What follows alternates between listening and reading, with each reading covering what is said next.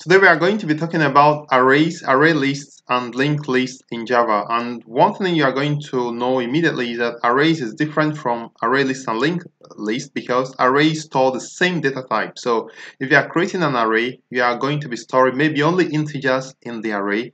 You can store an integer and also a string or a character at the same time in one array.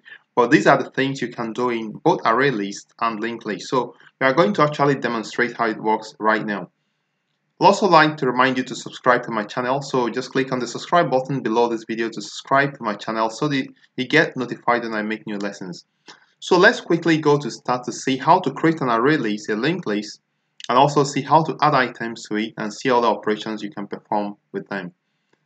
And I'd like to also suggest that you do this along so that you'll be able to follow. So I'm using Eclipse, so let's see how it works. And also one thing you will need to bear in mind is this is what you're expected to know as a programmer, and if you know it in Java, most likely you'll be able to be up to speed with it in other programming languages.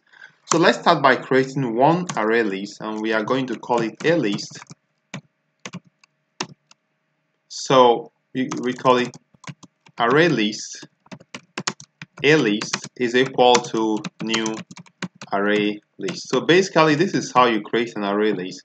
And now we are going to import java.ArrayList, import java.util.ArrayList, and so that is imported.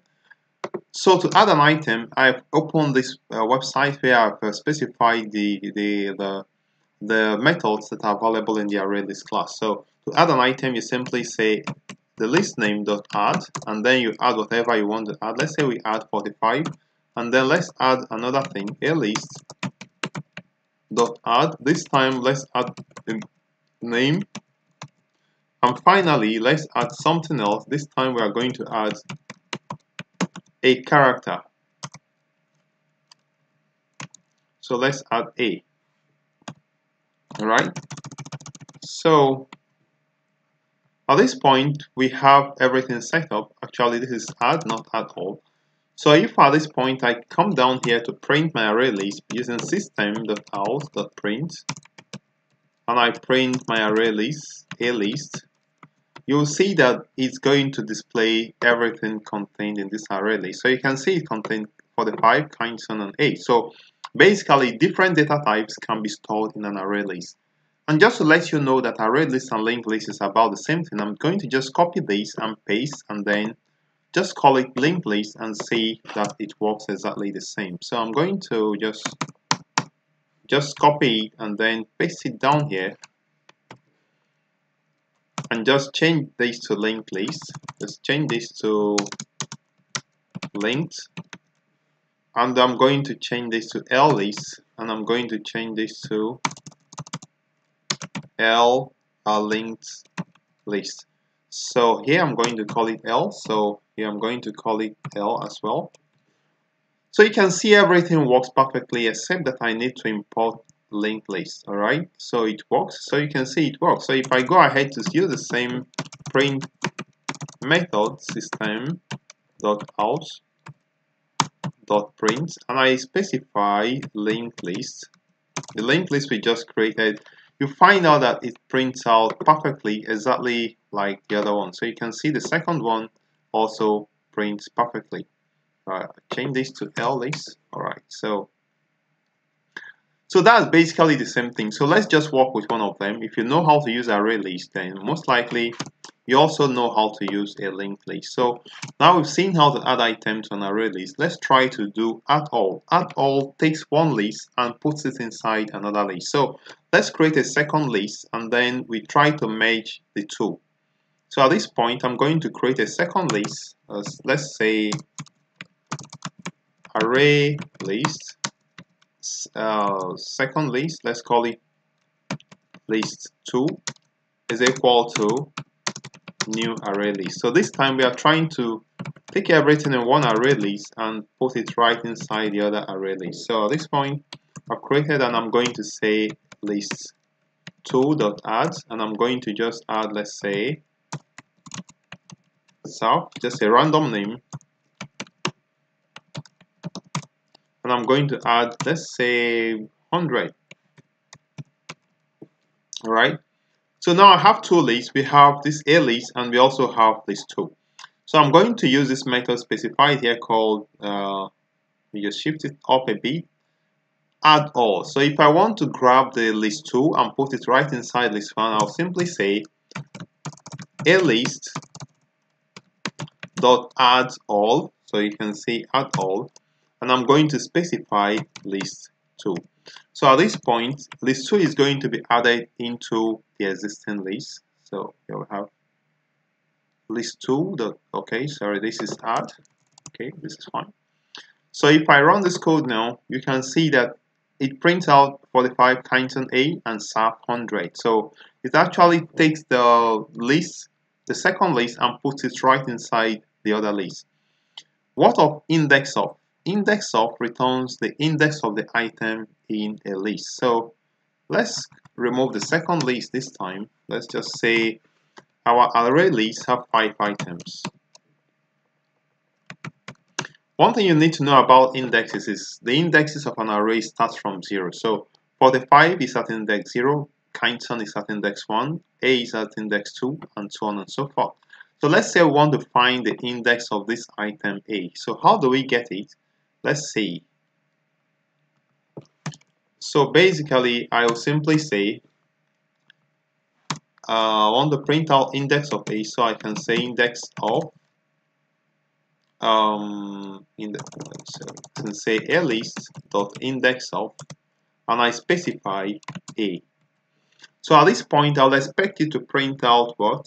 This is 0, 1, 2. So the index of A should be 2, and you can see it prints out 2. So that is how to use the index of. I recommend you open this website. It's in the description box. You'll see the link to this website. Open it and see how you can go through this yourself. So let's see what else we can do. We can also have last index of. So last index of gets us the index of the elements the last time it appears. So let's say we have A appears 2 times in this list. Let's say A appears in the first one, it appears A, and now it also appears the second time. So it appears in index 0 and it also appears in index 2. So if I use last index of instead of index of, it's going to give me the last index of, which is 2. So if I run it, it also gives us 2. But if I remove this and use index of, you'll find out that it gives us for the first one, which is index of 0. Alright, so we have this method list iterator returns an iterator to the invoking list that begins at the specified index. So basically it gives us an iterator, but we can just do the last one, which is remove item from an array. So let's say we want to remove an item from an array. So we simply use remove. If we remove A, it actually asks of the index of the item we want to remove. So let's remove our item at index 0, and at this point I expect it to remove 0, remove A, and if I print out this array, I expect that it's not going to have the first A, it's simply going to start with the second word, the second item, which is Kyneton. So I'm going to print out this array, A list, and take note that when I print it out, the first item is going to be off. So if I go ahead to run it, you find out that the first A has been removed. So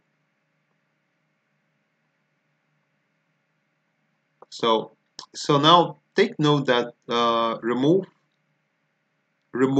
when it removes the element, it actually returns the removed element. So when you system that print this, it removes. So I can simply take out this, and then so everything becomes clear. So if I run it now, you can see that it removes it completely. But if I'm able to capture this and put in a variable, it contains whatever has been removed. Alright, so let's see. So basically we have other items. You would like to try this yourself, and also put this code here. You can copy it in the description box. You'll find a link to this. Copy this code and run it and see how it works. And finally, before I go, I'll just like to show you how to create an array. So to create an array is very simple. You want to specify the kind of data you want to store in an array. Let's say I want to create an array of integers. I can simply say int, and I specify my array. Int my array is equal to new int my arrays. Is just as simple as this. So after now, you can simply assign items to this. So in this case, we created an array, not an array list. So any attempt to assign, let's say, string into my array is going to yield an error. So I hope this has been informative for you. I would like to recommend take your time to go through this website, run this code, try to change up things a bit to make sure you get this around your head, because collections like array, linked lists, and array lists, they are things you are always encounter in your test. And I would like to thank you for viewing. We'll see you in the next lesson.